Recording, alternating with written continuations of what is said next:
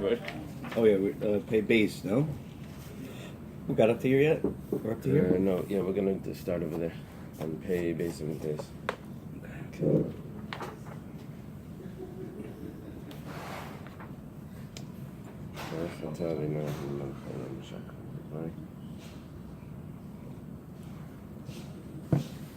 Okay. Gemara begins.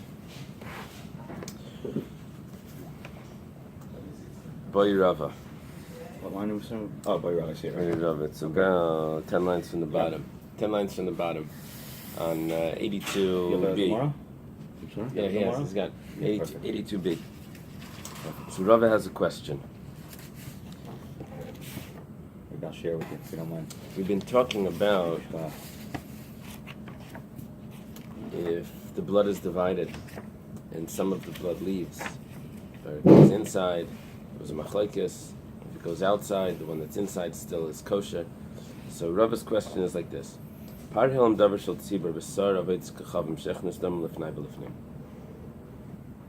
mentioned two sacrifices.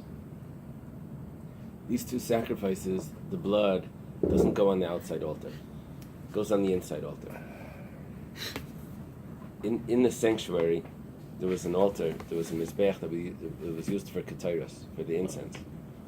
Outside the sanctuary, in the courtyard, there was an altar that was used for the sacrifices, the animal sacrifices.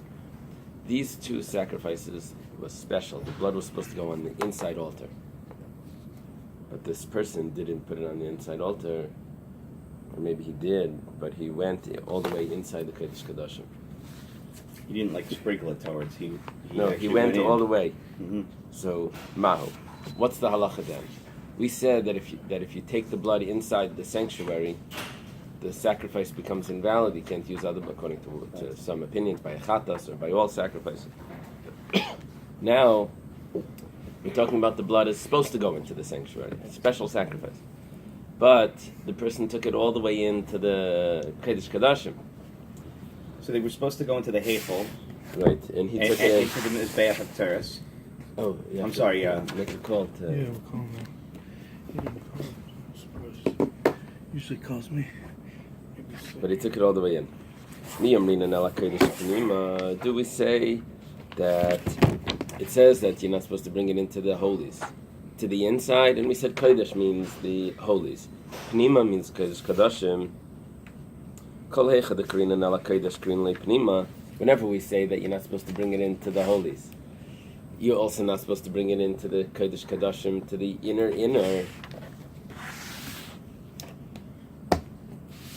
So over here, you're allowed to bring it into the holies. So you're missing half the verse. So the whole prohibition doesn't apply. Listen, they're bringing not into the kodesh, they're bringing it into the heichal, into the kodesh, right? Yeah. Not into the kodesh kodashim. That's where they're supposed to go, but he brought it into the kodesh kodashim. Okay. So the verse says. But where there? We went further. Where in the Kodesh that he brought it in? I don't know. He brought it past the line. Either it was a wall in the first base of Migdash, or it was a curtain in the second base of Migdash. So he made it too high to make a wall. So Kol Hecha the Leikerin Ela Kodesh Leikerin Pnima. We're asking Rava's question here on the bottom, that something that's allowed to go into the sanctuary, but was brought further than the sanctuary, was brought into the Holy of Holies. So is that considered that Ela Kodesh Pnima, that any sacrifice that was brought into the inner part has to be burnt? So the problem is that the verse taught us Ela Kodesh Pnima. Those were two steps, and it's missing one of the steps because you were allowed to bring it into the Kodesh. So do we say that if it doesn't have the prohibition of Kodesh, it also doesn't have the prohibition of Pnima? Dilma, I'm sorry, do we say that because it doesn't have the prohibition of the Kodesh, it also doesn't have the prohibition of Pnima of the Kodesh Kodashim, and it's allowed? Or do we just say that it's the wrong place? It was out of its allotted place. So in other words, would the Hava mean it be, so you're allowed to bring it into the Kodesh, so then the prohibition doesn't apply, right? Because the verse says Kodesh Pnima. Okay. Or do we say no, it's out of the place? If if you're going to say, if you're able to say, the word motzi in Aramaic could mean find, like in Hebrew. It could also mean able. If you're able. A lot of times in the schools they say, if you find to say, and which is cute, because it could make sense, if you find to say, that means if you find it possible to say. But so with the yud at the end doesn't mean like in Hebrew, meaning the person means that's able. saying it. No, in other words, I'm sorry. V'im timtzi loymar, if you want, you're able I can to say. no. No, timtzi means me. Ibaya Okay. sema is if you want. Ema, I could say. Okay. Im timtzi loymar is if you're able to say. If we take the second side, that this is invalid because you brought it too far. So then we have another question. Parvasoshe mekburim, the bull and the goat of Yom Kippur, sheizim midam and alabadim, that was sprinkled inside, which it's supposed to be. It's supposed to go into the Kodesh Kodashim. It's once a year. The Kohen Gadol goes inside and he puts the ketores and he sprinkles the blood there. Vaitzian lehechel, and then he went outside to the sanctuary. V'chnisan, but he went back inside. You follow? He went out and then back in again. It was allowed to be inside. Yeah. But he took it out. But he took it out and went back when he wasn't supposed to. Mao, miyamrina mekaimanu, do we say that it's allowed to be inside? It's no problem. Do we say that since it left? It's not supposed to be. Now it's a new status. You're not allowed to bring it inside. But how do you compare something that's one time a year? Can you compare? Can you use the comparison of He's not using a comparison there. He's saying if we say that it would be prohibited, that it would be invalid for those two sacrifices that are normally brought in the sanctuary, but you brought it into the Kodesh Kodashim. So what would be now? If it's like a flow chart. Mm-hmm. If you follow this path, then we have another question on you. We have another question for you. And then if we take that one side of this, we'll have another question. Yeah? Yeah. So, do we say that because it left its place, it's no good? And it went back, even though that was the correct place earlier, but it's not anymore. If you say that once it leaves its place, then you're not supposed to take it back, and if you do, it's invalid. He's midam ala proiches. That's it. He sprinkled on the curtain. This is in the sanctuary. Let's see if there's a picture here. All right, we can use this. See, this is the sanctuary. You enter in from here. Ignore this.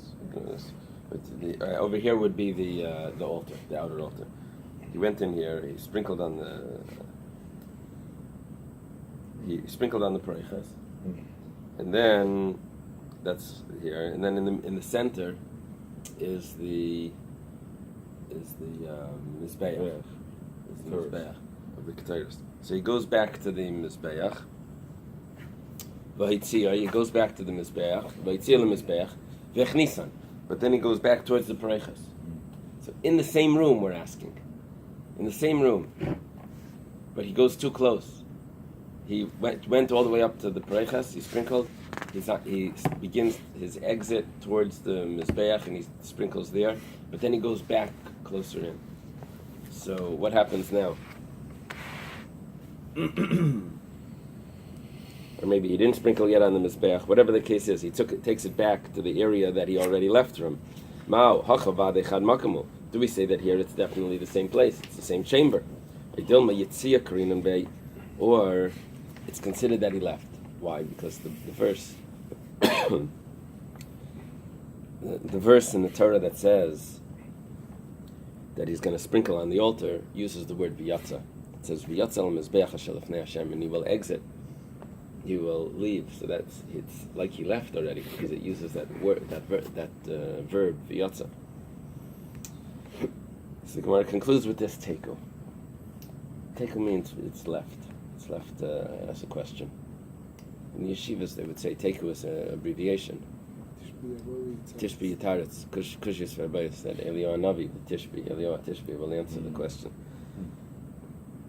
Okay, but it means it's left as a question. Okay, Nichnas Lechaper. This was an argument in the Mishnah. The Mishnah said that if he enters into the sanctuary to sprinkle, to sprinkle the blood, but he didn't sprinkle. He just brought it in.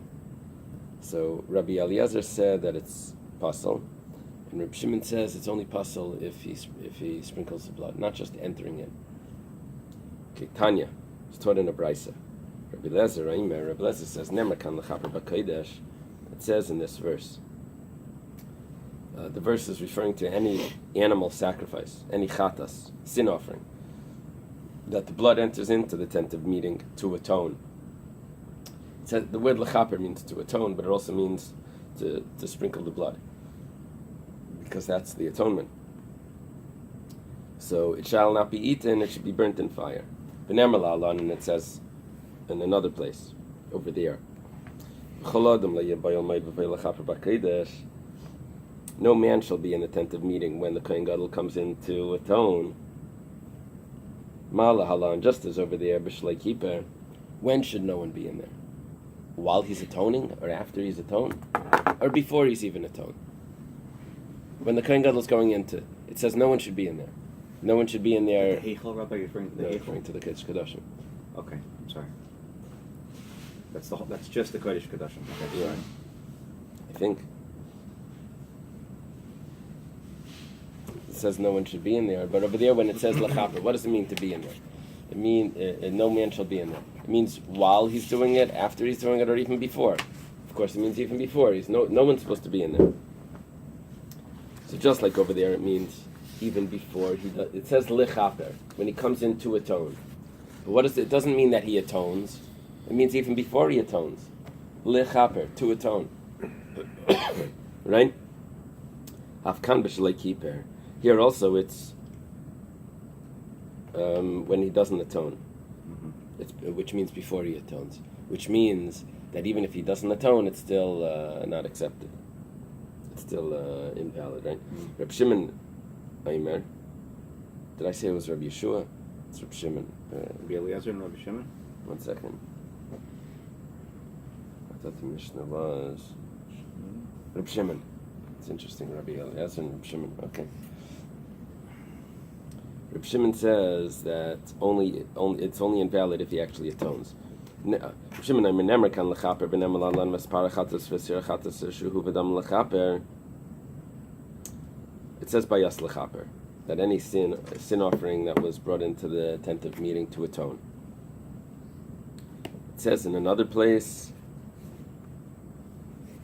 on Yom Kippur, it says that there was a bull of sin offering, there was a goat of a sin offering, that their blood was brought in to atone, and it says what you should do with them, you should take them outside and they should be burnt, and etc., as part of the service. But the way that it's referring to it is talking about that their blood was brought in, that their blood has been brought in to atone, as they call that past participle or something, has been brought in, right, to atone. So it means that it was done already. It's talking about that it was already atoned, and those sin offerings, that their blood has been brought in to atone, right? So it was done. It was already, the atonement was already done. So just like over there when it says lechaper, to atone, it's referring to that the atonement was done. So here also when it says lechaper, it means that the atonement was done, and that's when it's going to be no good. Mala halon b'shekiper, afkan b'shekiper. Also, just like over there, when it was the blood was sprinkled already. So here too also the blood was sprinkled already. Now remember this, that Reb Shimon uses this. All right, he uses the word shekiper to teach us something, that the atonement was done already, and only then is it invalid. But my kamifki, what is the argument over here? This one learns from this verse, this one learns from that verse. Does it to atone mean that it was done already? Does to atone mean that it has not been done? Mars davar done in chutz mi chutz, bein done in chutz mi pnim.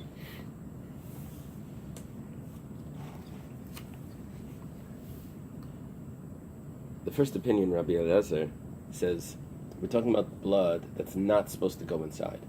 So we're going to learn from people that are not supposed to be inside. Marsa, done in behim being done in behim miyadam. The other opinion, Reb Shimon says, we're learning about blood, a sacrifice that was brought inside. It's not supposed to, but it was brought inside. So one So wasn't we allowed have to be, learn. one wasn't allowed to be? So we're learning it from another animal that was brought inside. So he says we're learning animals to animals that were brought inside, not animals to people that should not have been inside. So which verse is it more comparable to? The first opinion says that it's more comparable to people that should not be inside the sanctuary, just like this blood should not be inside the sanctuary. And just like over there, they shouldn't be even before the atonement. Also over here, it's invalid even if the atonement wasn't performed, even if it wasn't sprinkled. Second opinion says that we're learning it from an animal that was brought inside, which was supposed to this animal that was not supposed to be brought inside. But it's animal to animal as opposed to animal to person. Okay. This is very important for what things are more comparable to. It's okay. Rabbi Yehuda Omer. Rabbi Yehuda says that if you brought it in by accident, not by accident, by mistake, accident is a little different, by mistake, then it's still kosher. You see where we are? We're on 83? 83a. Okay, now the Gemara asks a very interesting question. You see, immediately before this, we had the discussion between Rabbi Eliezer and Rabbi Yeshua, if you bring it into the sanctuary, but the atonement wasn't performed. Rabbi Eliezer says it's invalid, and Reb Shimon, I keep saying Rabbi Yeshua, Reb Shimon, and Reb Shimon who says that it's still valid. Comes on Rabbi Yehuda and says if it was done on purpose, it's still valid. But if it was done by mistake, it's still valid. But if it's done on purpose, it's invalid. So the Gemara now says, Rabbi Yehuda says that if it was done by mistake, it's valid. Ha-mezid. But if it was done on purpose, puzzle, it's invalid. But the Gemara's questions. B'shekiper or b'shleikiper? Who does he hold like? Does he hold like Rabbi Eliezer? Does he hold like Reb Shimon? You brought it in on purpose. It's invalid. Is that only if the atonement was performed, like Reb Shimon says, or even if there was no atonement performed, like Rabbi Eliezer said in the last Gemara? Amar Rabbi Yirmiyah. I mean, the Gemara could have said he's not taking an opinion. He's just saying either according to Rabbi Eliezer, either according to Reb Shimon, according to both of them. The Gemara could have said that it's only if it was done on purpose.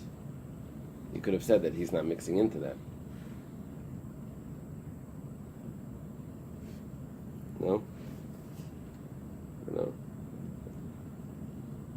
Because he doesn't need it to mix into everyone else's argument. He can have his own opinion about something else. And then he says, whether you hold like him, whether you hold like him, it has to be only... I don't know what the notes say. Okay. I don't have the notes of it. Reb Yirmiyah. Reb Yirmiyah responds. Mimashma shenemar, he quotes a brisa. It says, it's understood from the verse, V'espara chatas v'sira chatas asher huva damam. Does the verse say Olayel Mayed? Yes. Asher huva damam. In the Gemara it says Olayel Mayed. The verse doesn't actually say that. Asher huva damam l'chaper b'kodesh. This is talking about on Yom Kippur. The parachatas, the bull sin offering and the goat sin offering, that their blood was brought in to atone in the holies. Ma talmud leimer va'asayrev. Why does the verse continue saying that the one that burns it, he has to wash his clothing? The Gemara asks immediately on the question. The Gemara doesn't like the question. Why does it have to teach me the one that burns his clothing needs to wash his clothing? The one that burns the sacrifice needs to wash his clothing. Why does it have to say? Where it says, Ma talmud leimer va'asayrev. What's it coming to teach me? The one that burns the sacrifice needs to wash his clothing? It has to tell me that. That someone that burns the sacrifice has to. It's not an extra verse. Elamat Talmud Leimer Chatas Chatas. Why does it have to repeat the bull sin offering, the goat sin offering? Just say the bull and the goat, or just say one of them.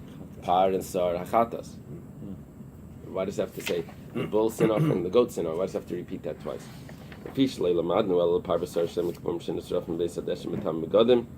Because we only know that the bull and the goat of Yom Kippur make the clothing impure. The one that burns the sacrifice, his clothing get impure. He has to wash his clothing. And how do you know that this rule applies to other sacrifices that are burnt? That the kohen needs to wash his clothing afterwards. Talmud Leimer Chatas Chatas. He learns from the word Chatas that it's not just the sin. It's not only the offerings of Yom Kippur, but it's any Chatas which are burnt. Different Rabbi Yehuda. That's the words of Rabbi Yehuda.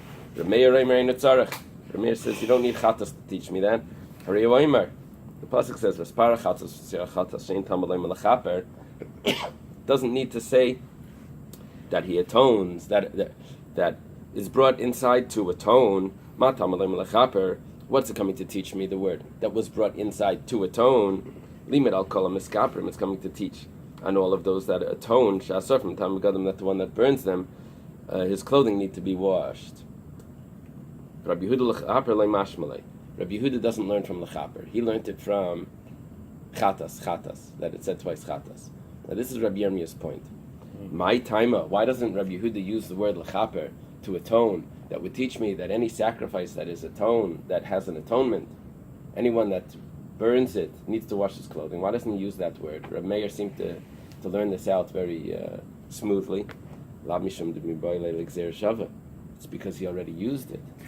Lechaper. Where did he use lechaper from?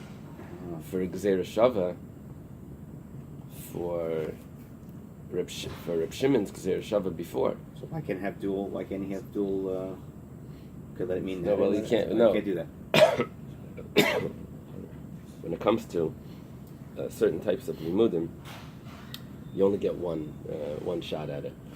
So you can only use it for one. So because the word lechaper was already used to teach me that the atonement needed to be performed for the sacrifice to be invalid inside the sanctuary. Not only did the blood need to go inside the sanctuary, but it also needed to be sprinkled to be invalid. And he learns that from B'shiki, lechaper, to atone.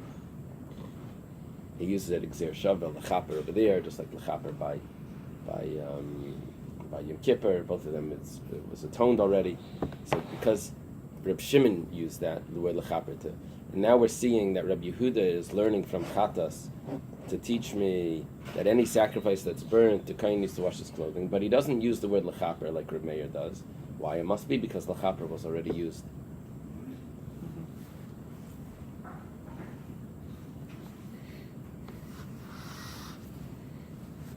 The interesting thing is, just to clarify, Reb Meir, by the way, also uses the word lechaper. I'm sorry, Rabbi Eliezer, the other opinion, also used the word lechaper, but he used it to tell me that just like over there, it doesn't mean that the atonement was performed already. Also, over here, the atonement wasn't performed. Reb Shimon uses it to tell me, just like over there, the atonement was performed, because they're using different lechapers.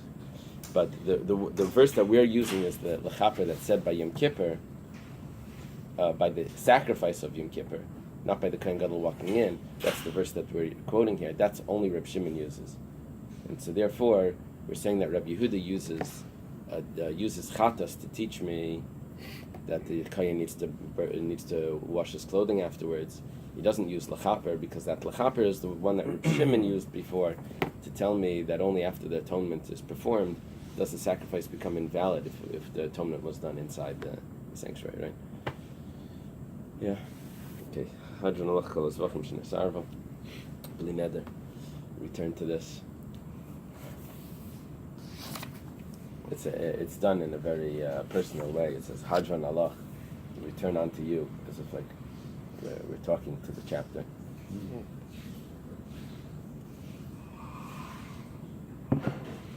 Okay.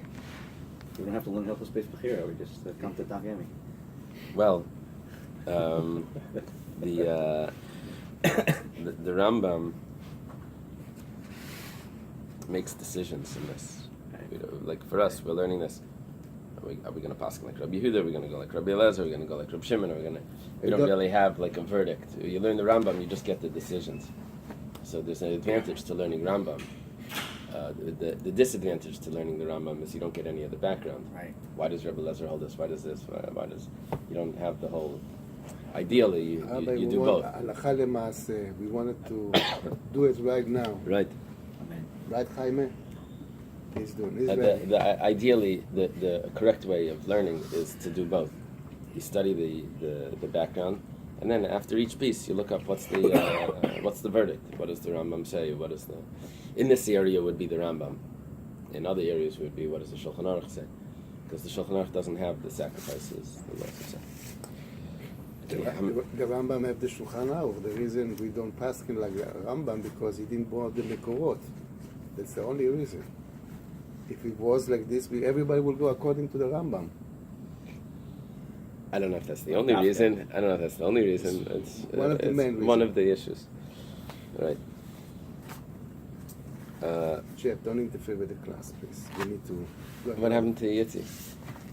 Didn't answer. Maybe he's in the plane. I don't know if he come back. I don't know what he's doing. He's sleeping, probably. Maybe. You have to charge him extra. Mizbeach Mekadesh Asaroyla. Is he coming back for Shabbos? I thought he said Okay. he was. I'm not sure. The Mishnah says like this. Huh? Supposed to be back today. Yeah. The Mizbeach sanctifies. Is that the word that it uses? It should. I don't know. That's the. Oh, you need another one. Oh my God. We have to. Let me go get the other ones. Oh boy. Oh, you finished? That finishes the Sefer? What is? Well, there's an A and a B? C. And C. Oh, wow. You got it all in one pot? Wow. That's the reason you need to go in the Hebrew one, Doctor. Professor. You have to change too, Jeff.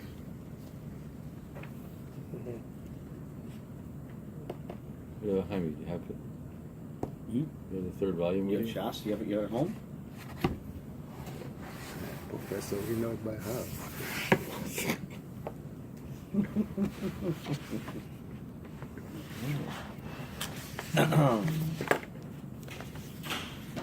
There's one more downstairs. There's one more downstairs. This is amongst the volunteers. This is volume 3. I'm sure if you know. And, Here, I'll give it to Rabbi Chaim.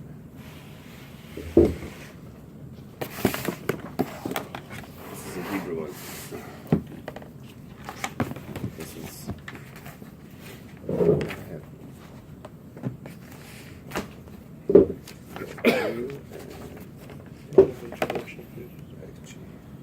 Okay, so it says that it says in the pasuk that the mizbeach is holy holies, holy of holies. Anything that touches the mizbeach becomes sanctified, and what it means is anything that's put on the mizbeach, even if it doesn't belong on the mizbeach, but you don't take it down, it's already sanctified, and you leave it there. The only thing is, we're going to see in our Mishnah that it's not really everything. Anything that's appropriate for it. What does it mean appropriate for it? This is a very interesting Mishnah. I have the heading of the Mishnah, which is given anonymous, and then we have a discussion on what this heading means. Now, the Mishnah in the Mishnah itself, Rabbi Yeshua says, what does it mean appropriate for it? It means kalaroy leishim, anything that should be burnt on the fire, that is worthy, eligible to be burnt on the fire. Im Allah la yerid, if it goes up on the altar, even though this specific thing should not be on the altar because this has its own defect or issue, you don't bring it down. Shenemar hi oila, this is the burnt offering, al maikta, which goes on the fire. Ma oila shirui lishim, just like a burnt offering is eligible to go on the fire because it's burnt. Im also le seirid, if it goes up onto the altar, you don't take it down, even if there's some sort of issue with it. Af kol shurei lishim, also anything that goes on the fire, even if it's not a burnt offering, other things. Im Allah la yered. How are we learning from, what you said, an oila? What do you say, an oila? Yeah. Just like an Oh, oila so an is burnt. oila, just like an oila is burned, anything else, we learn from oila everything else. Anything that's burnt. That's Anything burnt. that's burnt on the fire. And once it goes on the Mizbeach, even if there's a problem, you don't take it off the Mizbeach. Rama Gamliel says, Kol Orei Mizbeach. Don't be so specific that it needs to be burnt. Anything that's eligible to go on the altar doesn't have to be burnt on the altar. There's other things that go on the altar as well. If they go up on the altar, you don't bring them down. Just like the oila is eligible to go on the mizbeach, it's appropriate for it to go on the mizbeach. You don't take it down if there was some problem with it. Also, anything that's worthy, eligible to go on the mizbeach, you don't take it down. Now the Mishnah goes on. Ein bein divrei Ram Gamliel divrei Rabbi Yeshua el hadam v'nesachim. It's so interesting, this Mishnah, because there's layers here. You follow, there was an original statement. There's a discussion on what does that statement mean between Rabbi Yeshua and Rabbi Gamliel. And then there's a continuation of a discussion on what Rabbi Yeshua and Rabbi Gamliel are saying. There's no difference between Rabbi Yeshua and Rabbi Gamliel el hadam v'nesachim. Blood and the libations, the pouring of the wine. Because those are two things that are not burnt on the altar. They're placed on the altar. They're sprinkled on the altar. So they would they're agree. Poured on the altar. They would agree, except for these things. So they agree with about everything, except for these things which are not burnt. So Rami Gamliel says it's eligible to go on the altar. You don't take it off. Rabbi Yeshua says you take it down because it's not burnt. His comparison to oila was that it needs to be burnt. Rabbi Gamliel's comparison to oila was that it's just anything that's brought on the altar. So Rabbi Gamliel would say that you have to take it down, and Rabbi Yeshua would say Rabbi Gamliel would say you don't take it down. Rabbi Yeshua says you do take it down. See, it's very important how do you make these comparisons. It's basically all of the Gemara is making appropriate comparisons. What is this comparable to? Can you compare it to this or not? It's a huge theme. And then looking for distinctions and what's the similarities. And Reb Shimon says, Hazevach kosher. Sacrifices that are brought up, you don't take them down. That's good. However, Nesachim Psulim.